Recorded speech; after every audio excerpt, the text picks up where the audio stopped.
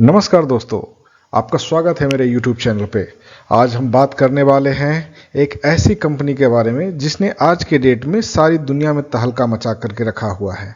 ठीक है, तो हम बात करने वाले हैं जोहो कॉरपोरेशन के बारे में, जो कि एक भारतीय कंपनी है जिसने बिना किसी बाहरी निवेश के पूरे विश्व में अपने दमखम पे अपना नाम बनाया हुआ है।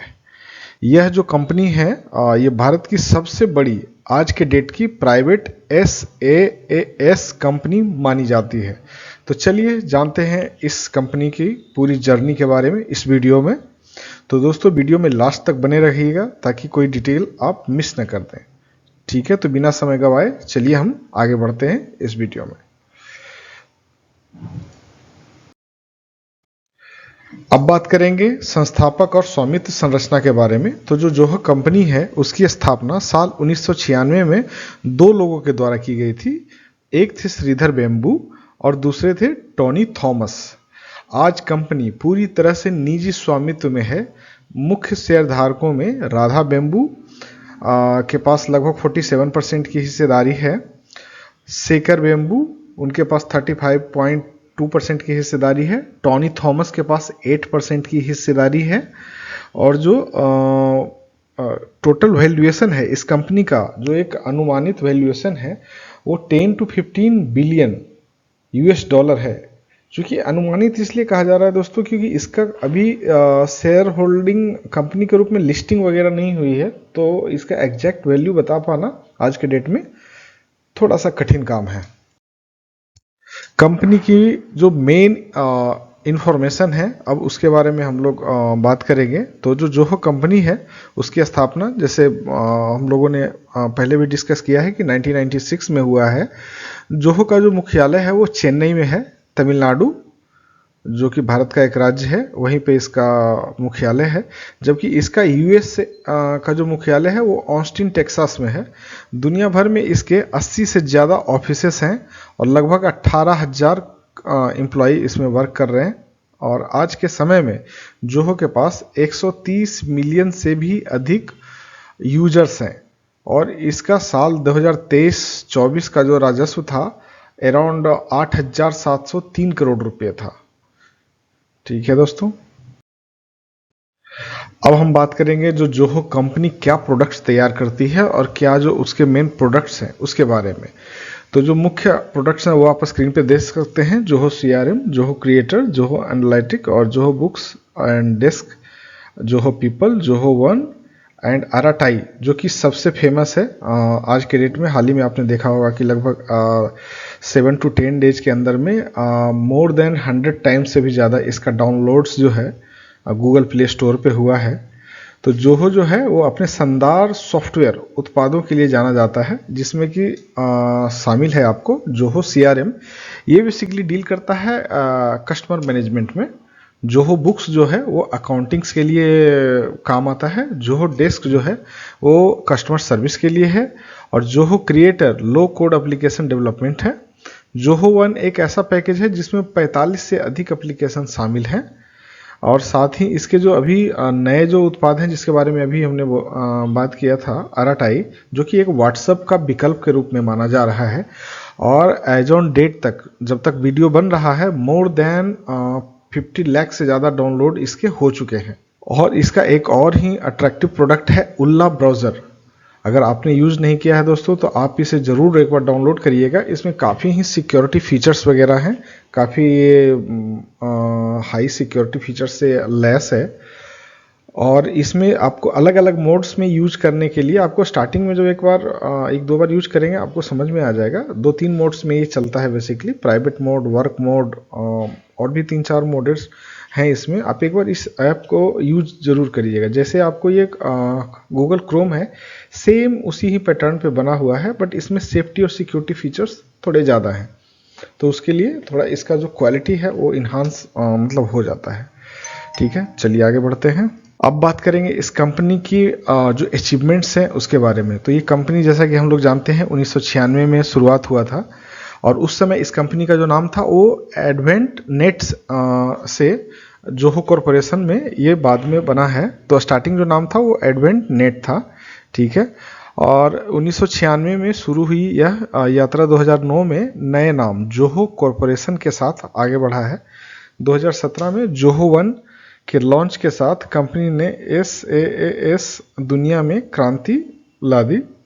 2020 में 50 मिलियन यूजर्स और 2022 में 80 मिलियन और 24 में कंपनी का राजस्व $1.5 बिलियन पार कर गया। साल 2025 में जोहो ने अपनी लीडरशिप में बदलाव कर नई दिशा तय की है। कंपनी की विचारधारा के बारे में अब बात करेंगे दोस्तों। तो जोहो का मानना है कि बिजनेस का मकसद सिर्फ मुनाफा कमाना नहीं है, बल्कि समाज को योगदान देना भी है। इसलिए कंपनी कोई विज्ञापन नहीं चलाती, न ही ग्राहक डेटा बेचती है। जोहो की नीति है कस्टमर फर्स्ट। इसके साथ ही कंपनी ने जोहो स्कूल्स की शुरुआत की है, जहां बिना डिग्री वाले युवाओं को प्रशिक्षण और रोजगार दिया जाता है। यह है सच्चे अर्थों में भारतीय सोच से प्रेरित कंपनी। अगर हम लोग ये मान के चलें कि अगर मेक इन इंडिया जो है ये वर्ड है हमारे ऑनरेबल प्राइम मिनिस्टर का, इसमें अगर योगदान डायरेक्टली इनडायरेक्टली दोनों ही रूप में जोहो का काफ़ी बड़ा है। ठीक है, चलिए आगे बढ़ते हैं। हाल ही का जो न्यूज़ है जोहो के बारे में, अभी हम लोग उसके बारे में भी डिस्कस करेंगे। जैसे 2025 में जोहो चर्चा में रहा।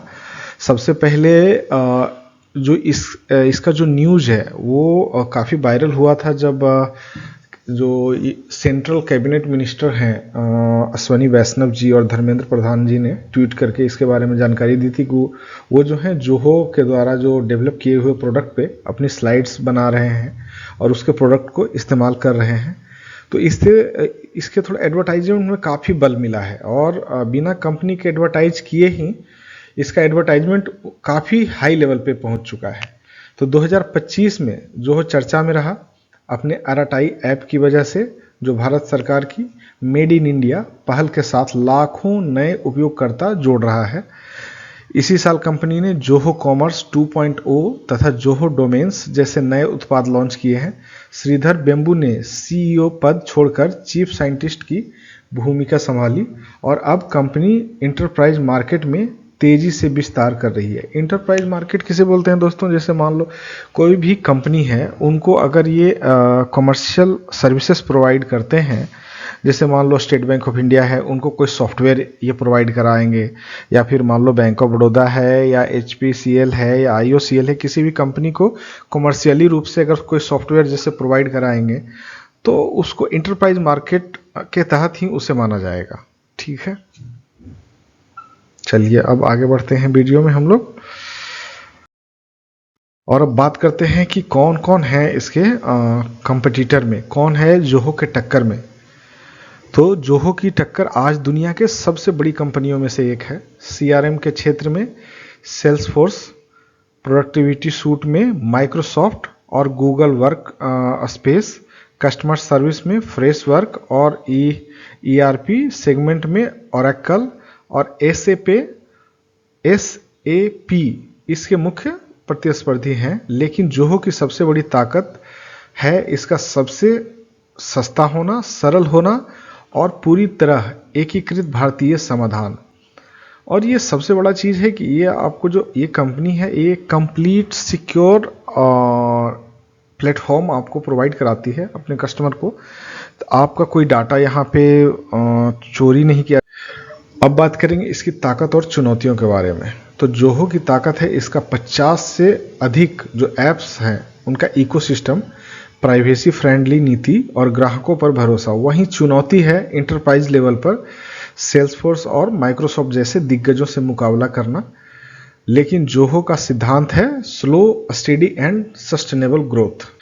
अब बात करेंगे इसके भविष्य की दिशा के बारे में। तो भविष्य में जोहो का फोकस है AI और एनालिटिक आधारित समाधान। कंपनी भारत सरकार और पब्लिक सेक्टर यूनिट्स के साथ नए प्रोजेक्ट्स पर काम कर रही है। अराटाई और उल्ला को ग्लोबल स्तर पर लॉन्च करने की तैयारी भी चल रही है। जोहो का लक्ष्य है एक ऐसी भारतीय कंपनी बनना जो दुनिया को सशक्त बनाए। तो दोस्तों यह थी कहानी जोहो कॉरपोरेशन की, एक ऐसी कंपनी जिसने भारत को वैश्विक स्तर पे SaaS नक्शे पर स्थापित कर दिया है। जोहो ने साबित किया है कि अगर दृष्टिकोण सही हो तो बिना निवेशकों के भी सफलता पाई जा सकती है। और ये इसने हालिया इनके जो प्रोडक्ट हैं RTI, जो कि बीते 7 से 10 दिनों के अंदर में मोर देन 50 लाख डाउनलोड्स, ये उस चीज़ को कहीं ना कहीं सही ठहराते हैं। जोहो का विजन है global enterprise with Indian values. दोस्तों, अगर आपको ये जानकारी अच्छी लगी हो तो आप इस चैनल को लाइक, शेयर और सब्सक्राइब करना ना भूलें, ताकि आपको फ्यूचर में कोई भी अपडेट्स जल्दी से जल्दी आप तक पहुंच सके। Thank you.